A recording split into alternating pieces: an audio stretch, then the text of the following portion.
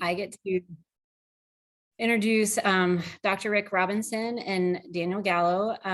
They are going to facilitate some new learning today. Daniel and Rick and I have spent hours over the past few months just really talking about kind of the precursors to when we're talking about teaching skills is creating that environment of safety and of caring and of belonging. And I've been lucky enough to work with Dr. Rick for the past few years and then Daniel for the past couple of years. And I just think when we have these discussions, it just makes so much sense of like, of how to create this environment that is a safe place for adults and our students. So with that, I'm going to turn it over to Daniel and Dr. Rick. And Angie, I think I forgot to ask you if you could make Daniel a co-host so he can share his slides. Woo. There you go. Ooh. Whoops. I think for the whole group, you need to, everybody needs to give Angela a little hand because she's kind of turned this over to Daniel and I, and for both of us, for us, kind of the inner child sort of runs the place. And so Daniel and I are kind of missing a lot of executive function with Angela not presenting with us today. Would you echo that, Daniel? We're missing the resident Virgo, and it's all over like right now. Like this is a dangerous space you're in for the next half hour. Maybe not sharing her screen shortly out of terror. So at any rate, just know that and reinforce her at some point, please. All righty. Well, here you go. Yeah. So one of the we've got some slides here, and what we really kind of want to do is talk a little bit about the whole issue of regulation. And I know in our in the breakout room that I was in, we were talking about things being systematic and things being systems oriented and kind of school-wide, district-wide.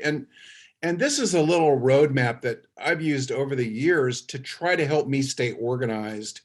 And there's been a number of iterations. It's a kind of a conglomeration now of SEL and a model by Margaret Blaustein and Christine Kenneberg called the Attachment, Self-Regulation, Competency Model. But the long and short of it is that when we think about developing a predictable and safe environment for kids, I like to think about sort of these components, the kind of the boxes, and we think about regulation strategies, routines and rituals, and all those things. And that then helps us create a setting and a context where we can do a lot more efficient and effective skill training. Not that we don't focus on these things when we're working on or skill development, when we're thinking about creating a safe environment, but it's almost like I think of them as almost like a developmental window where we have optimal focus. And so we want to keep that just in mind as we're talking about stuff, because today we're going to talk about regulation. We'll talk about some stuff related to adults being consistent and adults regulation and self-care. All right. Ooh. So I don't know, like it's when someone, I feel humbled to be speaking to this community. So many people doing really brilliant kind of leading edge research who have pretty amazing credentials. So I don't know that I would say this is necessarily new learning. It may be new learning or new framing or renewing learning, but I hope some of what we have to offer in the next 20 some odd minutes will be useful in some way to the community assembled here in the ether. So we want to talk about just some fundamental concepts, largely drawn from Dr. Bruce Perry's work as we start talking about the what and get into the why and the how of this work. And then Dr. Rick said. Yeah, so as Daniel mentioned, that we've drawn from Bruce Perry's work and as well Dr. Stephen Porges. And I want to do just a quick kind of Dr. Perry imitation. and give you a couple of key points about his view on brain development and neuroscience. And one of the things that is so important that he talks about is that the brain is organized in a hierarchical way from bottom to top. And really what happens is sensory information, when we communicate with each other, moves in through the bottom of our brain and then moves up to our cortex where we can think and process. And the important thing about that is that if we're thinking about how information is received, if the bottom part of the brain isn't organized, right, the top part won't get the information. The top part is kind of the first to go offline. So we really are, when we want to get people's cognition engaged, we really have to have a regulated folk. The other kind of critical point is that we all develop, our neurology develops in a use-dependent way, so that what fires together wires together. So when we have kids who come in and they have been in a highly stressful and chaotic environment, what's happened to them is that their nervous system may literally be reset to be more sensitized. And so it's harder for them to engage their cognition. So that's, in a nutshell, kind of the Dr. Perry view of the neurosequential model of development. Mm-hmm. Next. So one metaphor that we've worked on and shared with folks in numerous positions around, in numerous districts, largely in Oregon, but also nationally, is this metaphor of the brain as a house, right? And we know sort of our neurological development as a species, like the autonomic nervous system was first, like the most ancient circuits, as it's sometimes called, of the brain, you know, the autonomic nervous system, basic physiological function. And then the limbic system, right, came next, emotion, social connection. And then floor 3 is like the newest floor of the brain, the cortex, thinking and processing, where the fancy book learning happens. And the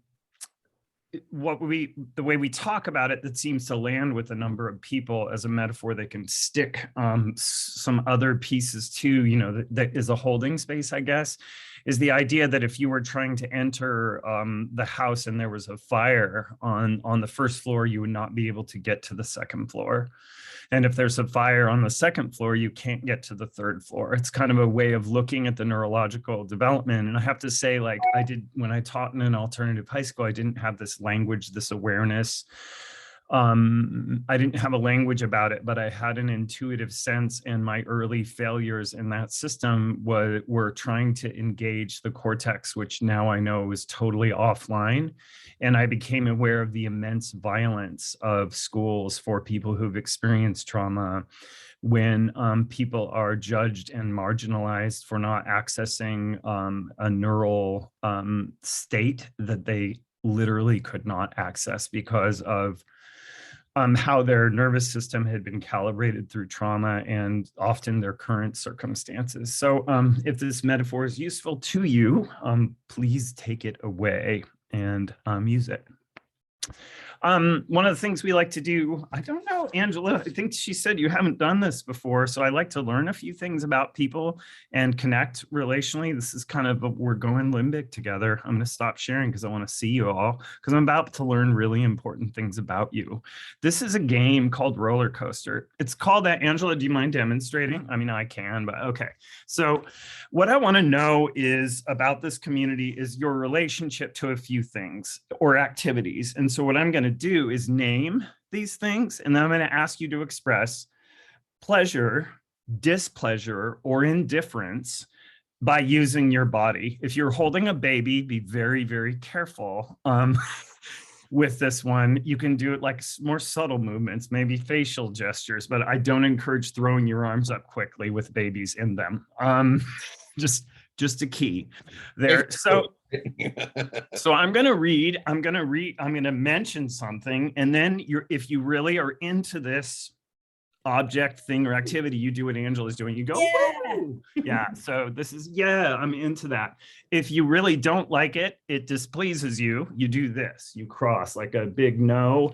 And the universal sign of indifference, meh, is, there it is. See Angela right there? right? So this will just take a minute. It'll tell us everything we need to know about people. I'm sorry in advance if it just ruins friendships across here, because there was a lot of warmth and this might cast a pall of freeze across the internet. Clowns. Clowns. No one loves a clown. Nobody. Driving cars. Woo! Okay. Big cities, mega cities. Ooh, got a lot of urban folk. Ted Lasso, the series. Yes. Woohoo. Oh, what a hit. Deirdre's like, I have no idea who's Ted. All right. Long text threads, long group text conversations. Ooh, wow. Some of you are really kinky. French fries. Wow. Okay. Sharks. It depends where you are, I guess. All right. Horror movies, like terrifying movies, scary movies. Whoa. I think we've learned something about SEL folks. Like nobody's into horror movies. All right. Old school roller skating. We're talking 4 wheels on each side. Okay. Politics. Okay. Talking politics at family reunions. Sneezing in public. Having a good sneeze when you're all alone. Sneezing in private. See, it's a bigger hit. It's a total relief, but it's weird. We have shame about sneezing. Binging on Netflix. People who do really deep research through Facebook articles. Sorry, I had to throw that one in there with this crowd. Pickles. Woo. Disco music. And last but not least, are you ready? Mayonnaise. Okay, I should have screenshot that. Now I know who I can trust and who I can't. Thanks for playing, friends. I learned that game. It's a fun game. Actually, it's a game that works really well in circle. When you're doing work in circles and communities, it's a fun game to play. Standing in a circle, sitting in a circle, and it works really well. And if you work with youth or in any community, you can ask people in advance, what are things you'd like to know that people like or dislike. So we're going to get into the why of this work and kind of talk about that piece. Dr. Rick, I hope you don't mind. I'm going to take the liberty of sharing our 8 a.m. conversation in preparation for this. Oh, good. Yeah, where? And Rick said something that was really, it's not like sort of stated overtly in the slide deck, but I think it's really interesting is that in some of this work in SEL and a lot of the work we do, there's a cognitive sort of bias to the work. Like we're like so third floor of the brain all the time that we so often miss, despite really good intentions, the realities of the neurosequential model and the precursors to any number of skills, including SEL skills, and that we really have to engage that to be equitable. There's sort of a neurological state equity at play here, if you want to frame it that way. So we're going to dive in a little to that. We want to distinguish, and some of you I know this, between neuroception and interoception. So neuroception is the detection of safety and danger without awareness. We're exploring that right now, Angela and Dr. Rick and I, with regard to implicit bias, right? And the ways in which implicit bias can show up as physiological response to stimuli. And some people are totally unaware of that and then act with it without having awareness. Whereas interoception is awareness of your physiological state. And that's the empowered, it can be an empowered state when you're aware of shifts in your physiology relative to stimulus, whether that's an internal like thought processes or input, visual input, audio input, or change of your context in some way. This is from Kelly Mahler's interoceptive sequence and from her curriculum, interoception curriculum. And it talks about these 3 steps, like noticing shifts in the body, like working on awareness, interoceptive awareness, and then exploring what the sensations of the body are telling a person. So there's just that awareness of shifts in physiology, and then working on moving to a cognitive space as you regulate into what you need to do to keep or restore comfort. You know, the book, largely she refers to people on the spectrum, like with autism, and this work being very, very helpful for youth on the spectrum, but I think it's can be very helpful to all of our species.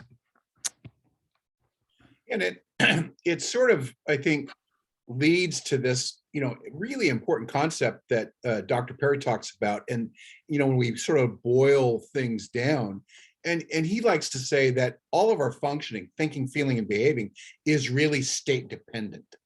And so your physiological state, your emotional state becomes really an important variable in what you think, what you feel, and what you do. And so, and that's that neurological base for a lot of our own actions and experience. Mm-hmm. One of the things too that's coming from a lot of Perry's work and a man named Stephen Porges, polyvagal theory, is the critical need and the of safety in terms of students and all humans to be adaptively engaged, to be able to grow emotionally, cognitively, to be healthy, to have your health be in balance. So safety is really a key sort of state or a key experience that results in a state that allows us to grow in multiple ways. The other thing is that safety is really a prerequisite for students to engage with us in a regulating relationship. So it's like sometimes we'll hear, like when we're talking about connection with students, if a student doesn't feel safe with us, they're not going to calm down in our presence, and we're not going to be able to get ourselves regulated in our interaction with them. Mm-hmm. And lastly, I think just a really critical thing, and we've talked about the importance of educator health, educator well-being, and it's kind of one of those biological imperatives that we can't, a student can't co-regulate with us if we're more dysregulated than they are, right? Mm-hmm. And all of us that have parented children have that experience multiple times a day. So really kind of key information, I think. Not to mention, dysregulated adults are like bad marketing for adulthood. I remember being in high school and seeing like freaked out, exhausted, angry teachers and thinking, wow, so I want to buy what you're taking. I want to eat what you're eating because I might end up like you. And oof, ouch.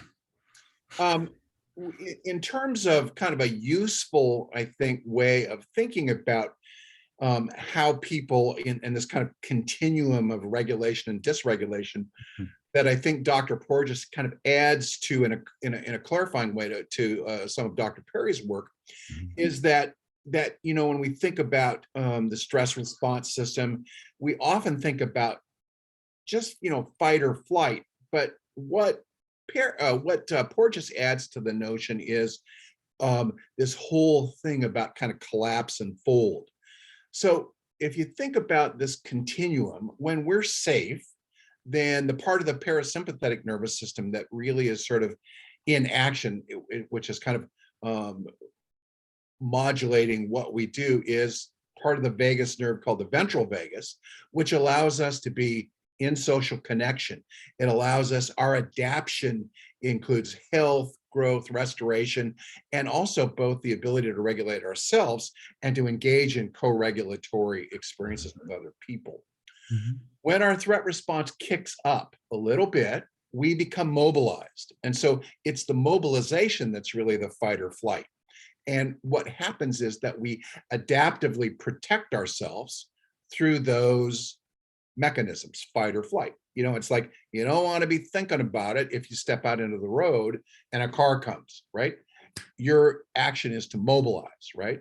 If you're walking somewhere and you get scared of the coyote that's just walked out on your walk, you want to get out of there, right? So mobilization is the adaptive protection. Then when things are more threatening and we can't adaptively escape or fight back, then the nervous system prepares itself to survive attack, and we immobilize. And so we shut down, disconnect, save resources, right? So one of the things that I think is really important when you look at this continuum and when you look at these different adaptive mechanisms for survival is we think about, and kids, it's pretty easy to recognize people that are mobilized, fight or flight. But I think that when we think about kids who are overwhelmed, for example, we'll see girls who have been abused, we've seen marginalized folks. And when you're in the face of situations that really are overwhelming, that's when we see the shutdown, disengagement, disconnection. And it seems to me that if we don't pay attention to that, we have some disequity in terms of our understanding of the threat response system and its impact. This refers to something I'm sure some of you have encountered before. Bessel van der Kolk talks about it, and The Body Keeps the Score, and a number of people have talked about it. But the difference between quote unquote top-down regulation and bottom-up regulation, and regulation that's initiated through like cognitive processes. People are dysregulated and they sort of somehow can go up to the top floor and kind of regulate through thinking. Through that and regulate versus physiological, sensory movement, shifts in breath, etc. Sometimes taking on nutrition. If they're malnutrition can, of course, leads to major cognitive issues and emotional imbalance. And at the bottom there, you see some information that's in The Body Keeps the Score, that roughly 80% of information in the vagus nerve is afferent, flows from the body up into the head. And also a powerful piece I was sharing with Dr. Rick is a lot of the research in van der Kolk's book. It talks about people naming bottom-up regulation as far more useful more often, right? Physiological movement of the body, manipulation of the body being more useful for people who've experienced chronic and acute trauma. And I think that led me to pause and think about, well, how often are those accessible in our systems, in our school systems, in our staff meetings? How often are we actually engaging what we're learning about our physiology and what really works for us in our systems, and making space for that knowing? Or are we just going to wait for another couple of decades to actually integrate that? We're going to get into some, and I want to really honor the time because so 9:51, I think we're going to be okay. So, but you folks who are the bosses of this whole thing, you let us know. You can do the vaudeville hook like virtually, you know, pull us out from this little dance. I want to talk about a few techniques and not sort of knowings and doings that can be helpful in doing this work. Yeah, and just to kind of summarize what a lot of this research says that we've talked about is that how we think about risk in the environment, how we think about safety, really plays a secondary role to our visceral reactions, our bodily reactions to people and places. And Daniel and I like to simplify things, being simple guys. And it's kind of like, in other words, you know, our gut overwhelms our head. Doesn't say that on the slide though. Yeah. Well, we didn't have Angela there, no frontal lobes, but I made it. I adapted. I'm going to tell the story. It said in other words, our gut trumps our heads. And we were like, the verb just doesn't have the shine it used to. So we neglected to actually fully correct the slide. Apologies. Yeah. It was well-intentioned. Gut overwhelms the head. There you go. This is something that I really have grown to appreciate. Angela brings this into this awareness, is that when we do this work, we do PDs around like regulate, relate, reason, and neurosequential pieces with IAs, with teachers. You know, often you come in as an SEL specialist and people are like, what do I do when Billy's on top of the slide with two sharpened pencils, like yelling, and they want this like miracle Jedi move? Well, you just go like this and Billy's going to be fine. You know, they want a tool.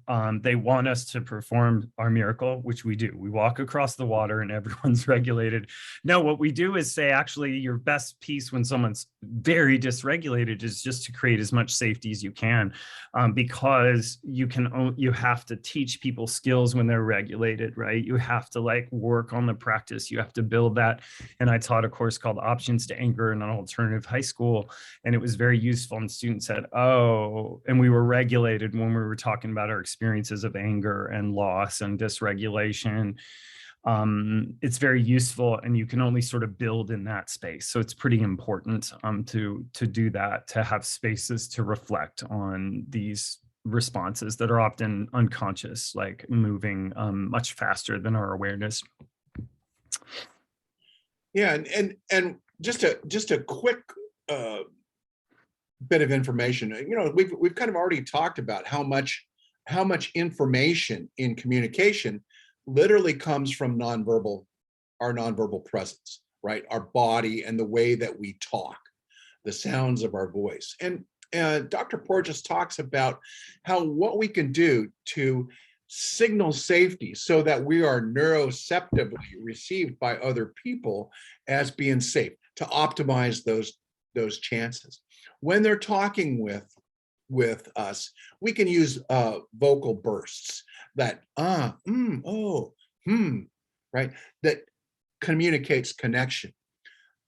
Prosody, the music and kind of the tone of our voice, the Mr. Rogers feel to how we communicate. Smiling eyes, and this is he calls it the orbiculus oculi, the little crow's feet right here, right? And it's like from that, for those of you old enough, it's like for the eagles, you can't hide those lion eyes. The eyes are kind of, and this is the windows to the soul. Eye contact, moving in and out of contact, is regulating. Too much, too little is dysregulating. And also head tilt. You can be a left tilter or a right tilter, it doesn't really matter, but head tilt conveys interest and acknowledgement. So those are those nonverbal things that are really important in terms of neuroception of safety for others. But you got to drop them at the right times, because if you drop your ah, ooh, or humph at the wrong time, Bad things can happen. no good at all. I think we have time. Are we? Is this like hard 10 o'clock, like sharp? Those of you who were running the show, can we go like 3 minutes over? Is that? Yes, you're okay. Is that groovy? Yes. All right. Well, I'd like you to join me. I appreciate that we're kind of a cameras on group again. Oh, not holding the baby, Heather, now. She fell asleep in my lap. Oh, that's pretty rad. I missed that. My baby's like 16 and taller than me now, so that's not going down. It'd be very uncomfortable.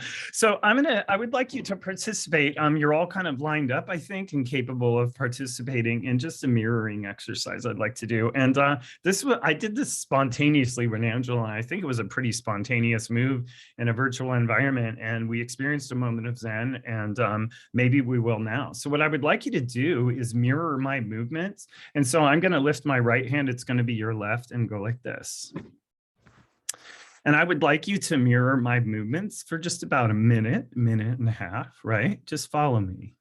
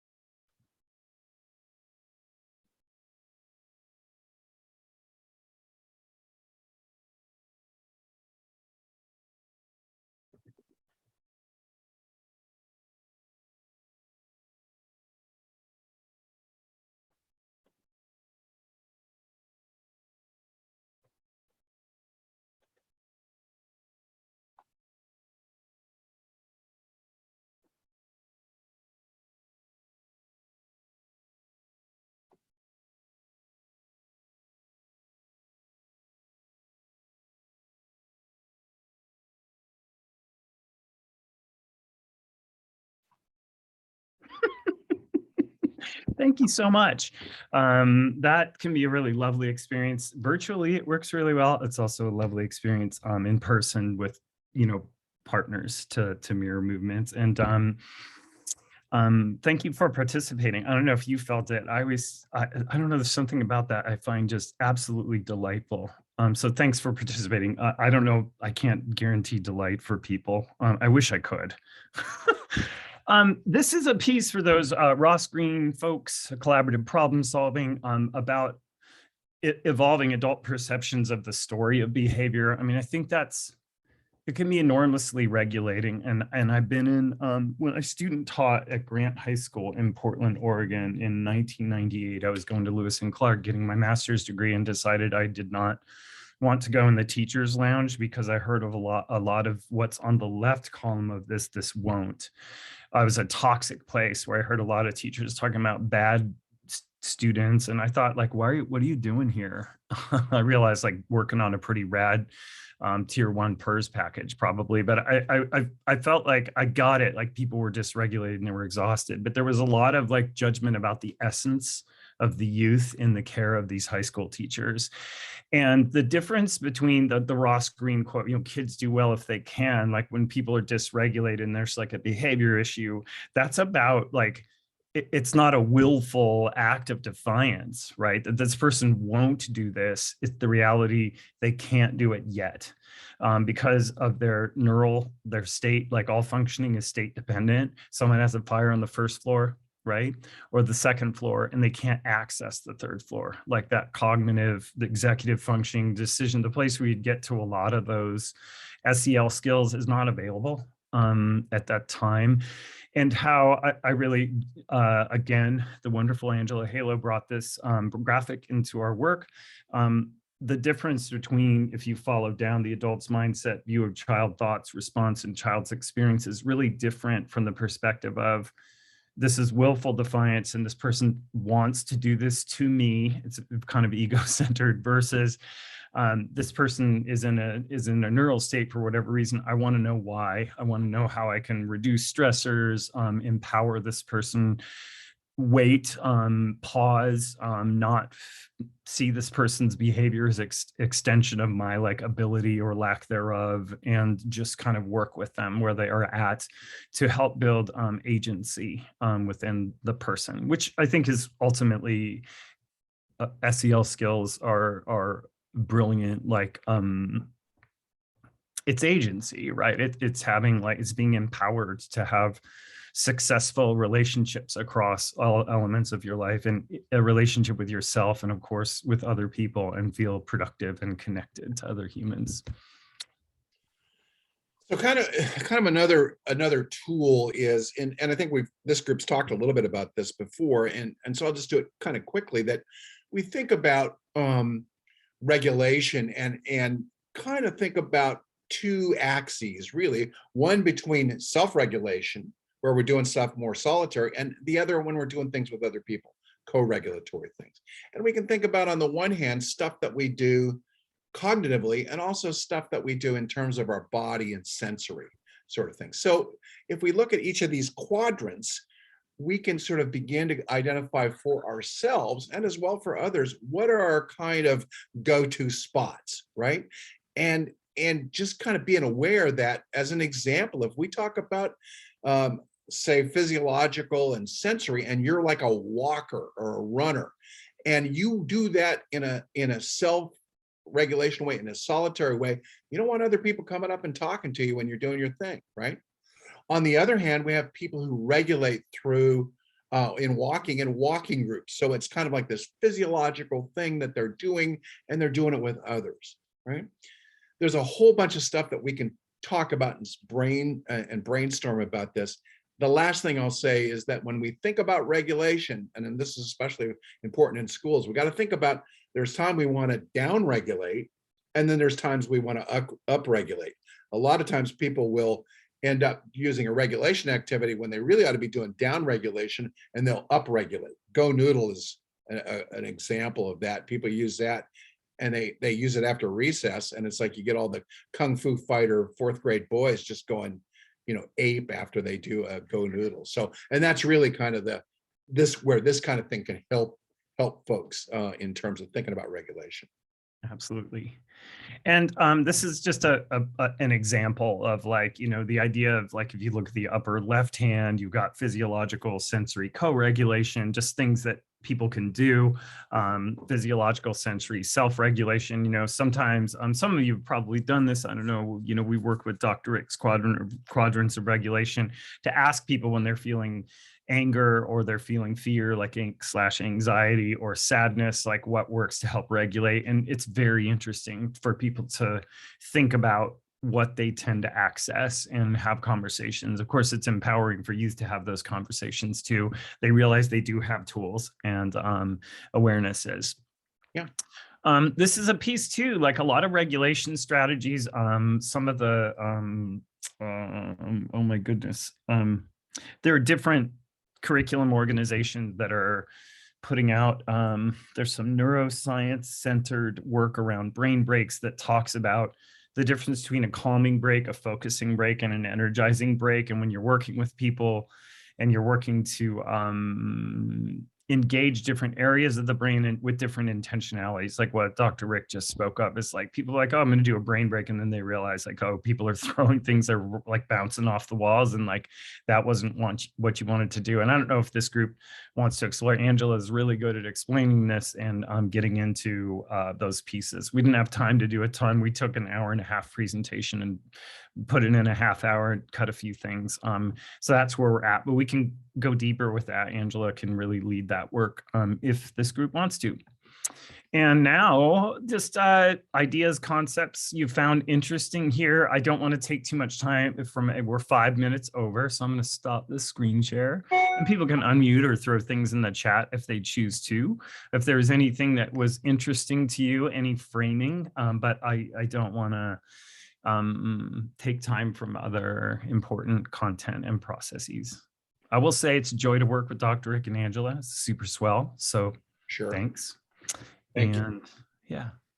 Thank you. Thank you, guys. Yeah, if anybody would want to put anything in the chat, something that they are taking away or learned, that would be awesome. And we're also going to transition into about a 4-minute break, taking a screen break, and we'll come back at 10:10. And we will listen to a couple of our amazing colleagues, what they are doing in their building. So we'll have a couple examples. But thank you again, Dr. Rick and Daniel. It was hard to keep quiet, but I did a good job. So we'll see you back. For us to shut up. Two of our colleagues from across the state that are going to share some amazing examples of how they're creating safety and regulation in their spaces. And we're going to start with Erika Nelson from John Wetton Elementary, and I'm going to turn it over to her. And thank you, Erika. Yeah, thank you, Angela. Let me get my presentation here.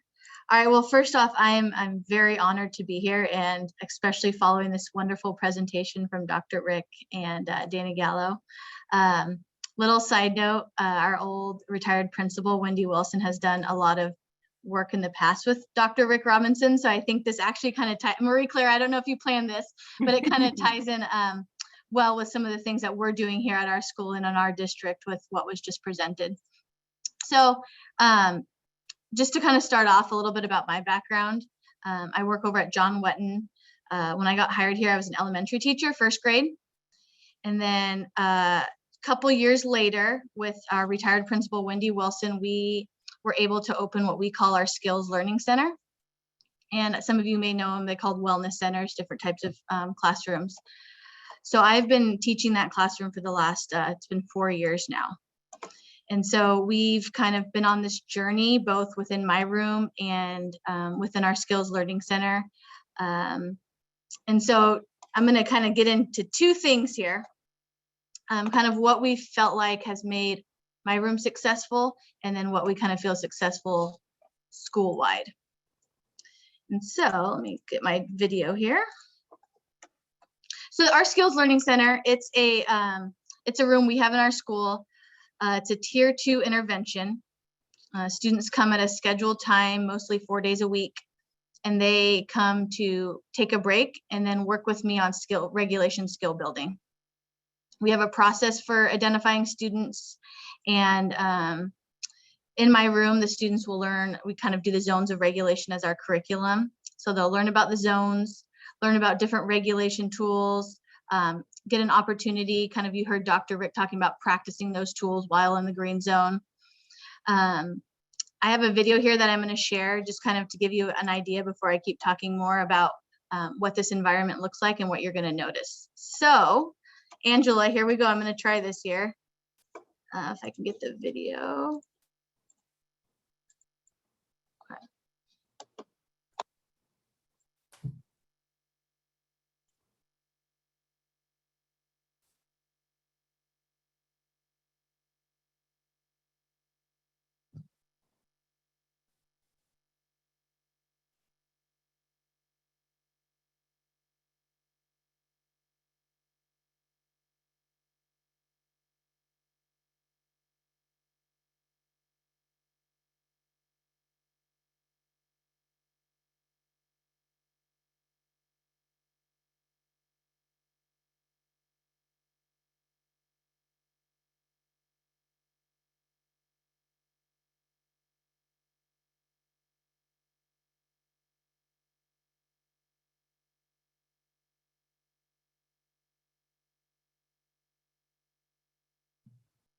All right.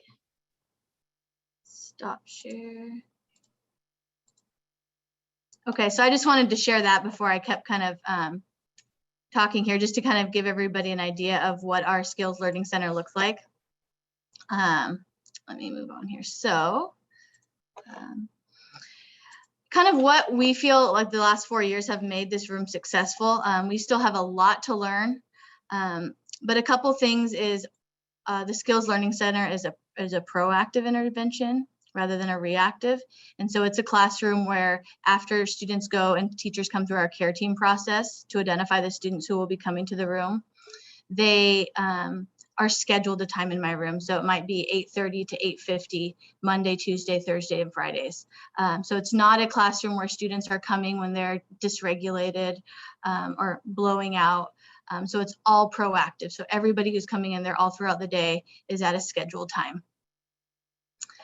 Secondly, we know that students do and benefit from routines, right? And so everything that's in that classroom, I teach very explicitly. So we have 8 stations. I think you could kind of see them as I was taking you around the room. Every station and every routine in that classroom is explicitly taught. And so the benefit is what we found is when students are coming into the classroom and I'm working with another student, they're able to follow their routine independently. You know, they know how to use all the tools. They're taught it very well and kind of how to use everything. So I don't have to manage all of that while they're coming in the classroom. Lastly, and I know Dr. Rick and Dr. Gallo, you touched on this, but a big piece of this is after they take that regulating break, they get to work with me for about 5 or 10 minutes on developing some regulation skills. And so the benefit of them coming in, you know, every day at a scheduled time is they get to practice and learn those strategies when in the green zone. Of course, there's times, you know, we have them come after lunch a lot where they're in that yellow zone when they come in here. But for the most part, when they're sitting at my table, they're calm, they're regulated, and we can work on some skills and practice them day in and day out. And that's something we found to be pretty successful. On Wednesdays, which is our early release days, I actually push into classrooms. So then, you know, we're teaching these skills, we're learning these skills, and on Wednesday, I push into classrooms and I'm able to kind of practice and reinforce what's being taught in my room in their classroom environment. So, you know, if, you know, during math, they're struggling with, you know, flipping their lid during calendar, it's something where I could push in at that time and reinforce and practice those strategies that are taught in our SLC. Okay. So kind of, I could go on and on about this, but how does this fit into what kind of our culture of care? And so school-wide, we have developed, and again, our retired principal, Wendy Wilson, has, you know, developed this culture within our school. And so this room is just a small piece of kind of our school-wide comprehensive culture of care program. So one of the main things that we've found is that room that you saw in our Skills Learning Center would not be effective without all the green zone strategies that we have put in place for years and years before that. Mhm. That's one of the main things why we find that room successful, is because if students are coming in just to learn the skills and then they're leaving, there's no way for them to practice those skills and being reinforced in the classrooms. Sorry, I'm trying to manage. There we go. So kind of switching gears a little bit, going from my room to our school-wide and how that all fits in together. Kind of three main points here that we've found, and some things that we found to be successful, is those green zone strategies. And every time Dr. Rick and Dr. Gallo, you were presenting, a lot of this is kind of what we have here at John Wetton, because I know Dr. Rick and Wendy did a lot of work together. And so we, for the last 10 years, have done lots and lots of PD with staff around that brain science and the trauma and why we're doing what we're doing. We focus on we call them our 3 R's: routines, regulations, and relationships. And everything we do comes back to that, school-wide, in our classrooms, in the cafeteria, and music, and PE. With routines, all of our classrooms, you're going to notice there's a routine for everything. And it's something that we address all the time within staff meetings and professional development, is how students can benefit from those routines, especially kids who've experienced trauma, but that are good for all students. The next one is, regulation. So my room is a tier 2 intervention that helps students build those regulation skills, but school-wide green zone, we have calming corners in every single classroom. So when students are learning skills in my classroom, they're reinforced and they have that spot in the classroom where they can take that break and practice using those skills. We have the same visuals all throughout the school. We have school-wide breathing techniques. We have our balloon breath from conscious discipline. Even during assemblies, you'll see all of our students using those techniques everywhere they go. We have tool of the week, again, and that's for all students. So we record my assistant principal and I record ourselves teaching a regulation tool, send it out to teachers, and teachers are able to present that tool to their class and practice it for that week. We have zone lanyards. Again, you kind of think about how we're doing at school, all of our, oops, wrong one, that's my other badge. These little lanyards, what zone are you in? What tools? So even our cafeteria staff had these. So that's kind of the regulation piece. And the last one is those relationships. The first 30 minutes of our day is all morning meeting. And so that's all teachers are doing. That's the expectation. So they're there to build that relationship with students. Academics are not involved, to kind of, like Dr. Rick and Dr. Gallo, presented, that feel of safety, right? Getting our kids in the door, allowing them to feel safe and regulated in the morning. So I would say that's kind of the first strategy. The second one, within our building, we've kind of found to be successful, is that common language. And so again, Dr. Rick and Dr. Gallo presented that kids do well if they can. That's that mindset that we have around our school, and kind of how we focus on behaviors and the way we work with students. And then the kids, if you come around the school and ask a student, what zone are you in? We use the zones. They would be able to identify that. Walking down the hallway, I could say, hey, let's take a deep breath. It looks like you're having a hard time, and kids will know that balloon breath. So just developing and building that common language school-wide.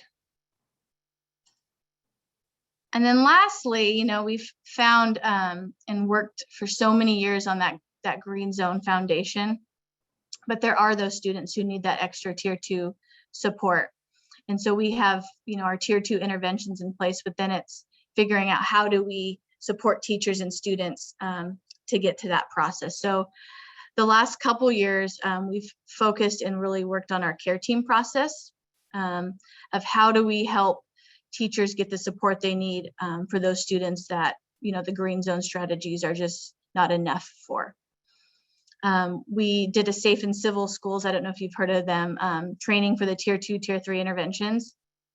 and now have a very clear process for teachers of what to do and how to get that support they need for, those tier 2 kiddos. So I know I kind of went fast, but I felt like the 10 minutes there's so much information in 10 minutes, but I am very, again, thankful to kind of be presenting here. And Marie-Claire, I don't know if we're doing questions or what.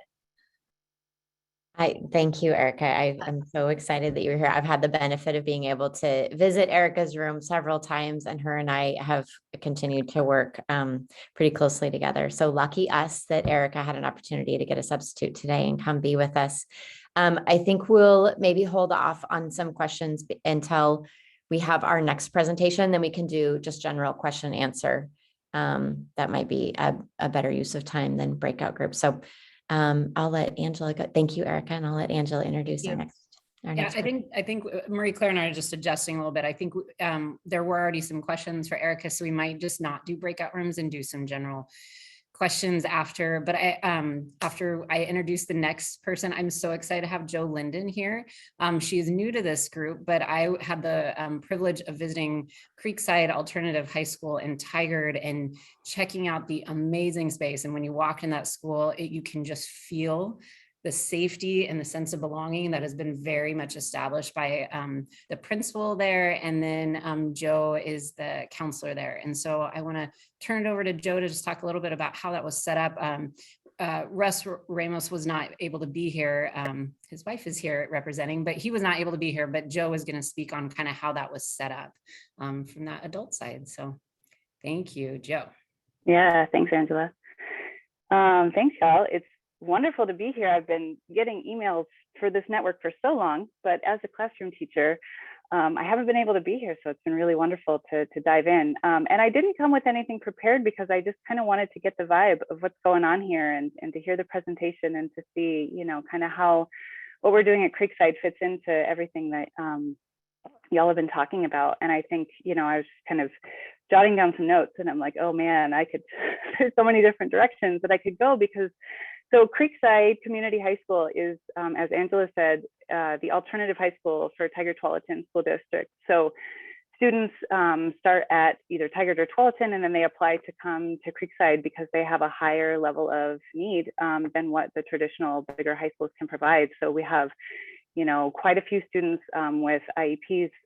We've got lots of kids with lots of different needs, very large queer LGBTQ community, high percentage students of color, right? And so we get the kids whose needs aren't always met at the traditional high schools, as is the case with alternative schools.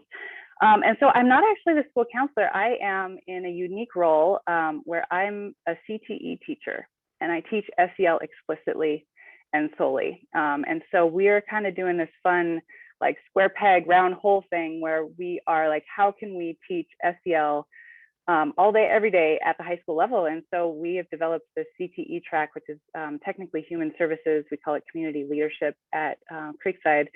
And so, it gives me the chance to teach basic SEL skills and tools to all students, as well as then do some further advanced track work with kids who are really into it. So it's also, we're hoping to help to meet the need for more folks in behavioral health fields. So there's lots of kind of stacking functions that we're doing with doing SEL as CTE in our alphabet soup of acronyms that we have in education. So career technical education, just to clarify. So, something that has been said in this meeting that I think is really important is just the need for starting with staff and like, what does it look like for staff to feel that sense of safety in schools as a workplace? And I think so often, we talk about that, but then we move into like, yes, but what are we doing for kids? And I think something that, I think the best way that I can share that at what that looks like at Creekside is to just kind of share a personal story of like why I'm even able to be here today. So about halfway through this school year, I, like many other educators, was just feeling really burnout, really deep compassion fatigue, having a really hard time showing up for students in the way that is really important to me.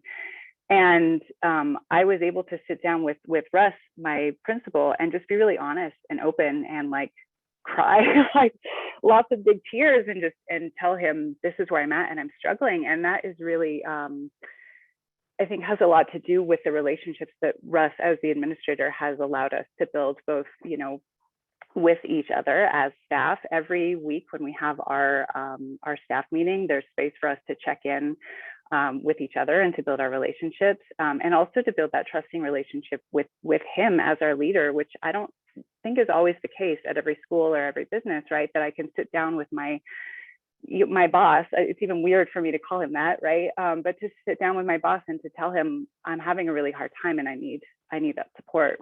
And so I'm actually right now taking 2 preventative self-care days, Thursday and Friday. I had the days planned, and it just ended up that this meeting was on that day. But you know, it's not a sick day. It's not a mental health day, because I haven't allowed myself to get to the place where I'm totally nosediving. But it's like, okay, I've got this time and it's carved out, and I have that approval from my administrator, right? That I could take that time that I need for myself. So I think that just really shows how much Creekside as a whole is really centering self-care, SEL, you know, mental health, all of these words that we use to describe the same thing, which really just comes down to like, we're human beings with human needs. And whether that's students, whether that's staff, it really is all the same thing. And part of that too is like me giving myself permission to have those needs and to say, like, I actually am going to take this time off, and I'm able to be there and be more consistent with my students day in and day out because I'm taking this time. So just, you know, wanted to kind of name that. And, you know, a few things that are done at Creekside to really allow for those relationships between staff and you know, amongst the adults, so that we can be regulated are, you know, as I mentioned, our weekly staff meetings. We have that focus on checking in. We do everything in circle. Everything, literally everything. We do it with students, we do it with staff. All of our staff meetings are in circle. And you know, Russ has really successfully implemented a consensus decision-making model that allows for staff to be included in every decision that's made that affects them. And I think that goes really, really far in supporting staff burnout and supporting a lot of maybe the opposition or the frustration or the resistance to how things are, or new strategies that are implemented, because staff always have a say in what that looks like. And that space is created where we're able to do so. We really, you know, that kind of aligns with restorative justice is a huge part of Creekside. And, you know, the language that's used in restorative justice is, you know, we do things with students or with each other, not to them and not for them. And that also applies to how our administrator does it with staff as well. We're doing everything with each other. And it's not like piled on top of everything else. Like, we have space on Wednesday mornings because we have a late start on Wednesdays, where we're actually able to do that work and to be in collaboration with each other. And so then the other thing that I just wanted to mention, which really aligns with what Erika was talking about. Thank you, Erika. It was really lovely to watch that video and kind of go through your space. And like, even though I wasn't physically in that space, I think that I was feeling the same thing watching your video as I think a lot of folks feel when they come into Creekside, like Angela said. And, you know, I hang out with teenagers a lot, so it's the vibe, right? Like, that is neuroception. That's the fun, fancy science word for it just feels good. It's the vibe that's going on, right? And so like, that's something that is across the board at Creekside. I think something I've really tried to do similarly to Erika is just create a space that feels good. And, you know, when you walk into my classroom, don't have a video, but I can just, you know, a couple of, I think, quick pointers. Low lights, right? The fluorescent overhead lights have been turned on maybe twice in the whole year, so I could take a picture of what was on the board, right? But otherwise, you know, globe lights and floor lamps. I've got couches in the back, and I always kind of set it up in my classes that, you know, if you are here and it is your 100% just to be here, that's what the couches are for. It's not just to kick it. It's not just to hang out because, you know, you don't want to, but it is for you know, we use a scale of 1 to 10 at the beginning of every class. We always do start with a circle check-in. And you know, I'm like, if you're at like a, you know, 1, 2, or a 3, then the couches are your spot. Otherwise, you know, you can hang out. My class is set up as a circle. I have, you know, 4 clusters of desks. So there's kind of like tiers of the circle. So if folks don't feel comfortable sitting just in the inner circle, they can sit in the inner circle, they can sit behind a desk for that kind of realm of safety, or they can be on the couch, right? So I really try to create, like, the circle is a really wonderful, just like physiological space to be in together. And sometimes it's too much for folks' nervous systems on any given day. So I just try to create that tiered circle where people can be in that space. I always have music playing. That's that kind of rhythm that really helps with regulation. Always something kind of with a beat. I'm a big fan of the lo-fi vibes. And oftentimes, you know, when I have my advisory group, which is my crew that I'm solely responsible for, I have given them, we have a shared Spotify playlist. They put their music on there, so they have familiar music. And the thing is, with teenagers especially, music over and over and over again is like their safe space. It's regulating, you know, anytime that they're working on stuff in class, if they've got earbuds in, it's cool, because that's what you need, right? So I think that, yeah, there's lots of different pieces of that puzzle. Also just like various options for seating too. I've got some cozy chairs that are in the circle, but also purchased a couple of the like backjack floor chairs this year. So like when kids pile into my room, there's kind of like a, I don't know, the first word that comes to mind is like a slumber party vibe. But it's just, you know, sometimes folks sit on the floor. It's okay to not be in a desk, in a plastic chair. It's just that level of like physical comfort. So yeah, I mean, I think that I could go on and on. There's so many different things that we're doing. And one other thing, the last thing I want to mention is, I've heard a lot of people say just in this time that we've been together, that they were doing SEL before SEL was a thing. And I think that that's one thing that Creekside does really well, is just like trusting people's hearts, trusting teachers' hearts and their intuitive way of being in relationship with students. That yes, there are some things that we need to teach, and it's important to know the brain science. And at the end of the day, a lot of teachers do these things really intuitively. And so like validating what folks are doing already and giving folks a chance to share those with each other as more of a collaborative thing can make teachers feel safe and seen, and acknowledged, and also, you know, allow for that collaborative action to happen as well. So, and that also, you know, trusting the teachers know what the hell they're doing, because we're professionals and we've got this stuff, right? And relationships are a big part of that, I think, for most teachers. And then just supporting folks when they're struggling, period, right? If we're not doing those things, just like that, you know, that beautiful graphic of like won't and can't, that's the same with us, right? It's like, if we could, we would. And so really, you know, administrators coming with that action of, you know, if teachers aren't doing this thing, it might be because there's something going on to where they can't, you know, whether that's their own life and their own nervous systems, or it's because of their past lives, their past experiences, their conditioning, their own trauma, right? And so approaching really everyone from that same kind of heart-centered perspective. That's the long and short of what I got. So thank you all for giving me the chance to share. Thank you. Thank you so much. And I just want to emphasize, like, Joe's classroom, it's not in a new building. It's a very old building in Tigard, and it is beautiful. And when I was there, I think Russ gave me about 2 hours of his time. He did not answer the phone a single time. He did not leave for a walkie-talkie call. He did not have to deal with the student behavior out in the hall. He was fully present because of these structures and systems and the staff that he has trusted and allowed for them to build relationships. Mm-hmm. It is just a really, like the vibe and the kids, the agency. There was nobody monitoring the kids that were out in the hallway. There was nobody telling them where, you know, asking where they should be. There was a lot of trust in that environment. So. I will say too that as part of that, we do have a couple of folks who are kind of out and about. we always let students take a break if they're like, you know, I need to go to the bathroom or I just need a break, whatever that is.